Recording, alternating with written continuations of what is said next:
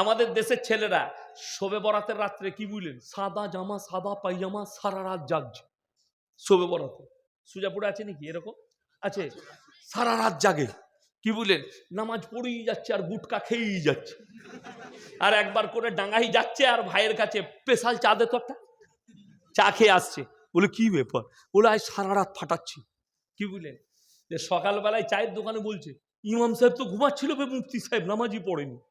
ইমাম সাহেব তোর মতো পাইকিরি নামাজ পড়েনি, আমরা পাইকিরি নামাজ পড়ি না, তোমারটা পাইকিরি নামাজ। রাত 12টার পরে ঘুম ধরছে,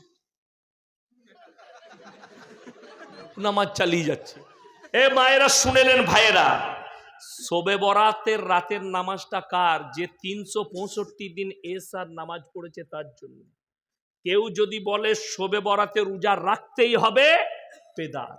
কেউ যদি বলে নামাজ পড়তেই হবে, বেদাত। লিখে নিয়ে যান, শবে বরাতে নামাজ কারা পড়বে? যারা 365 দিন নামাজ পড়েছে তাদের জন্য শবে বরাত। যারা 5 ওয়াক্তের নামাজি, পুরো বৎসর নাই, খালি এক রাত্রের মাল, সারা রাত চালালে। যেমন আমাদের দেশে 27 রাত্রি পালন হয়, হয় না? কি বুঝলেন, পালন হয়। আমি বলে যাচ্ছি, যারা বলবে 27 রাত্রে ইবাদত করতেই হবে, এটা বেদাত। নাহলে প্রমাণ দাও। 27 রাত্রে যদি বলে, শুনেলেন কোরআনে আছে, এক রাত্রি ইবাদত করলে আমি 1000 মাস অপেক্ষা বেশি নেকি দান করবো। জোরে বলুন সুবহানাল্লাহ। কে বললেন? আল্লাহ কোরআনে বলে, ইন্না আনজালনাহু ফি লাইলাতুল কদর ওয়া মা আদরাকা মা লাইলাতুল কদর লাইলাতুল কদরি খায়রুম মিন আলফি শাহর। এক রাত্রি ইবাদত করলে 1000 মাস অপেক্ষা বেশি নেকি পাবে। এটা যদি 27 রাত্রি হয়, আমরা মৌলবীরা বলে দিতাম মসজিদে ইমাম রেখে কি করবি, খালি এক রাত খুলবি। 27 রাত্রে এক রাত নামাজ পড়লে কত? 1000 মাস অপেক্ষা বেশি। আচ্ছা বলুন, 365 দিন বেশি না 1000 মাস বেশি? 1000 মাস বেশি। তো 1000 মাস সমতুল্য যদি নেকি পাওয়া যায়, তাহলে তো ইমাম রেখে লাভ নাই, খালি বছরে একবার খালি ইমাম রাখবি একদিনের লেগে। কিন্তু কথা তো তা নয়।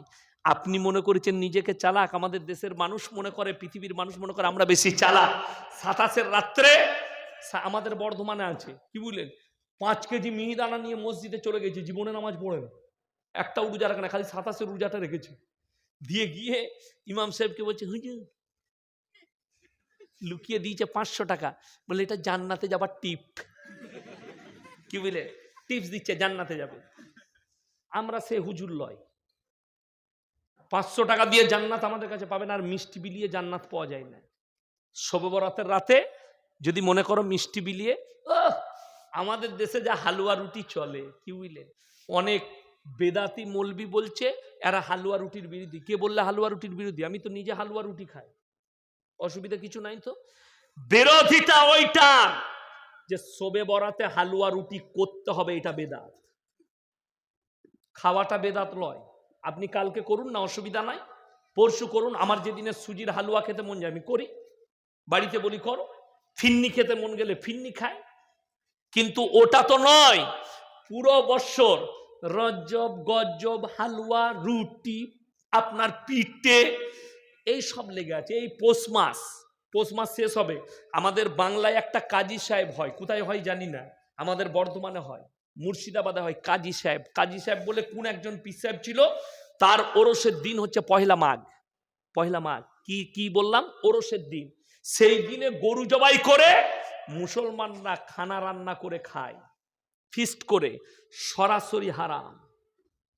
কাজী সাহেবের ওরস পালন করা হারাম, ইসলামে ওরসই হারাম, মেলা হারাম।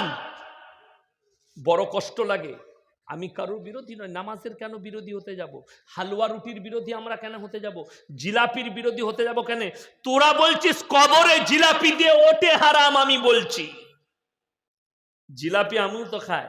আমার গ্রামে কমল পালের দোকান আছে, কমল পাল, একটাই 5000 ঘরের মধ্যে একটাই হিন্দু বাড়ি, কমল পাল নাম, দারুণ জিলাপি করে।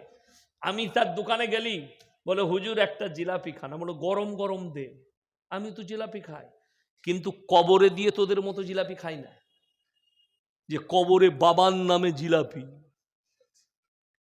গাছের নামে জিলাপি। আমি হুগলি ডিস্ট্রিক্টে জলসা করতে গেছি, এই যে জলসা হচ্ছে, এইরকম আপনাদের মতো রাস্তায় নয়, বড় ময়দানে। তো